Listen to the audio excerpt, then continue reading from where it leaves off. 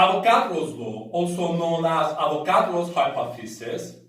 was proposed in 1811 by Amedeo Avogadro, an Italian scientist. Avogadro's law can be stated as follows. Equal volumes of all gases at the same temperature and pressure have the same number of molecules. For example, based on Avogadro's law, the number of hydrogen molecules in a sample of hydrogen gas and the number of ammonia molecules in a sample of ammonia gas are equal when two samples have equal volumes at the same temperature and pressure. As equal volumes of a gas at the same temperature and pressure have the same number of molecules or the same number of moles or the same amount of substance of the gas, addition of two equal volumes of a gas to each other will double not only volume but also number of moles. Addition of three equal volumes will triple not only volume but also number of moles, etc. In general, we can conclude that when volume of a gas changes by a factor without any change in temperature and pressure, number of molecules or amount of substance of the gas should also change by the same factor. Therefore, Avogadro's law can also be stated as, for an ideal gas at a constant temperature and pressure,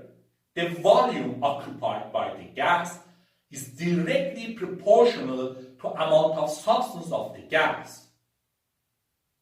In other words, without changing temperature and pressure, when amount of a gas increases, its volume should also increase by the same factor.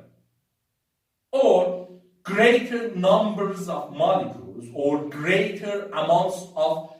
a gas are associated with volumes or occupation of spaces larger by the same factor, and vice versa.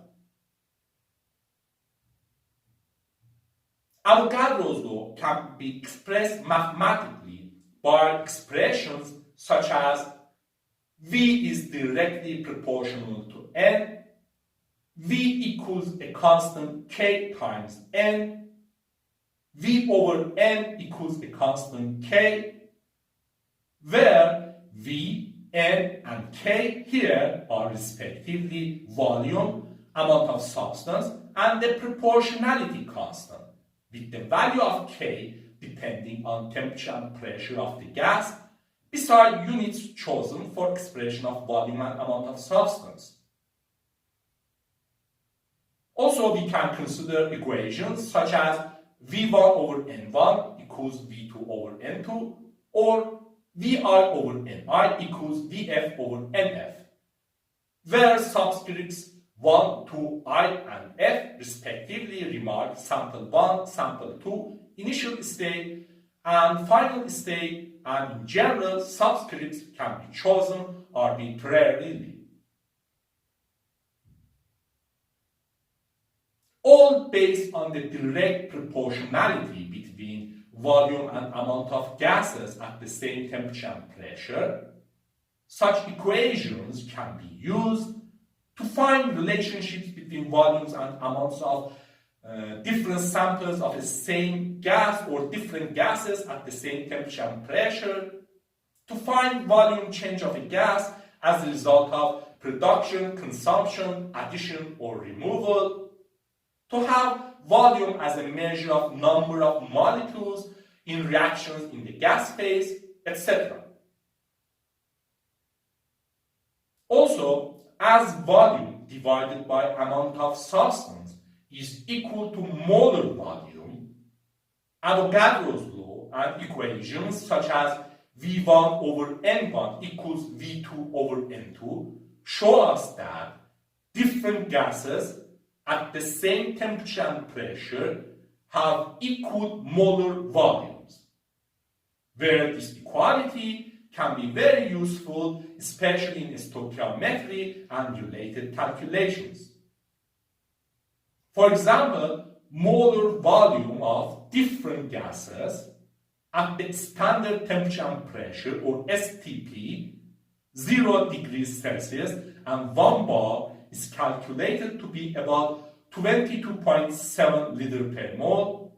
and at 20 degrees Celsius and 1 atmosphere is calculated to be about 24 liter per mole. Avogadro's law describes a natural behavior of gases, and we can consider many examples for it. Whenever we have volume change, beside addition, removal, consumption, production of gases, at constant or nearly constant temperature and pressure, we can consider Avogadro's law and the direct proportionality between volume and amount of gases. For example, when we inflate balloons, tires, pool tubes, or other expandable objects, as we fill them with air or gas through our breath, a pump, or whatever, we increase number of molecules or amount of gas inside them, and therefore, based on Avogadro's law, their volume also increases and they become inflated. However, in such cases, we should also consider that as their volume reaches its limit and it becomes harder to forcefully push air into them, the increase of their volume due to increase of amount of gas is replaced by increase of their pressure, and they become pressurized.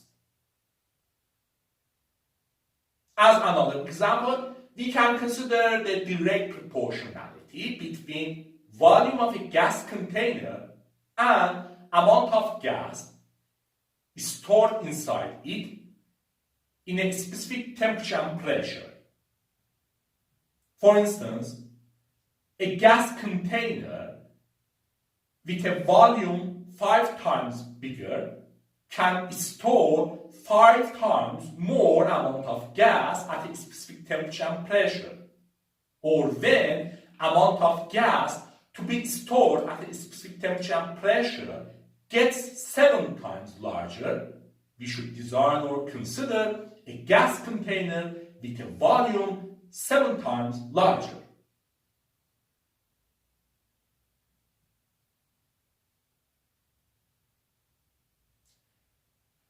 One important aspect or usage of Avogadro's law is the fact that, based on it,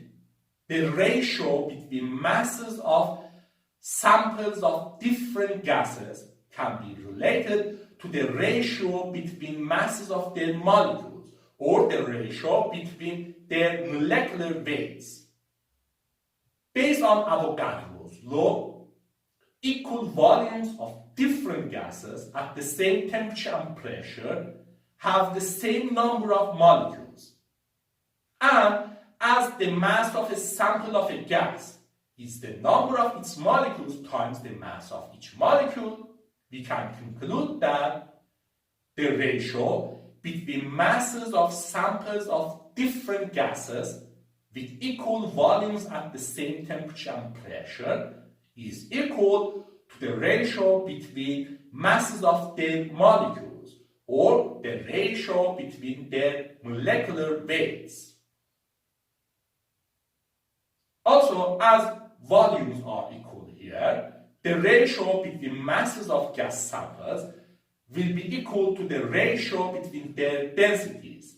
where the ratio between densities doesn't depend on values of volumes or their quality. Therefore,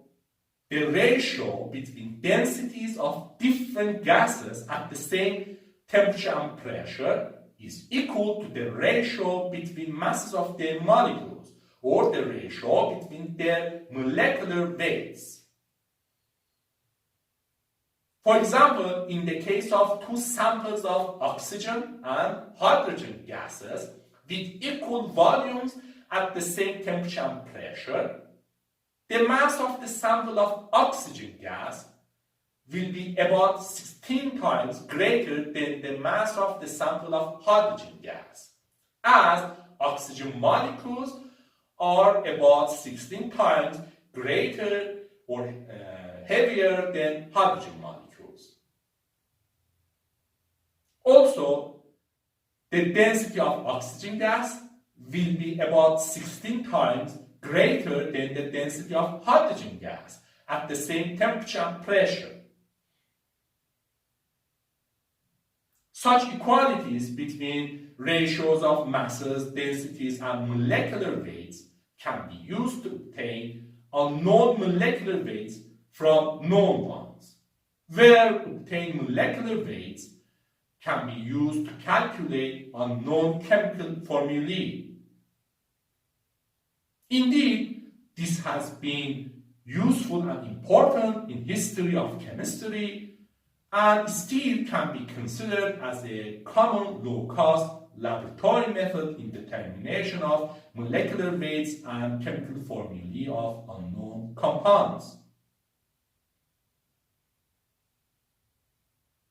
Historically, Avogadro's law was proposed by Amedeo Avogadro in 1811. Also later, in 1814, André-Marie Ampère, independently from Avogadro, published a similar idea. As a result, this law is sometimes referred as Avogadro-Ampère's law or hypothesis. Although Avogadro's law didn't receive great attention and general acceptance at the time of its proposal, Avogadro's law and works made great contributions to atomic weights, molecular weights, chemical formulae, and in general atomic and molecular hypotheses and theories, establishing Amedeo Avogadro as one of pioneers and founders of this field. It is also good to consider that Avogadro's law works for an ideal gas, and in real situations, deviations from Avogadro's law, especially at high pressures and low temperatures, can happen.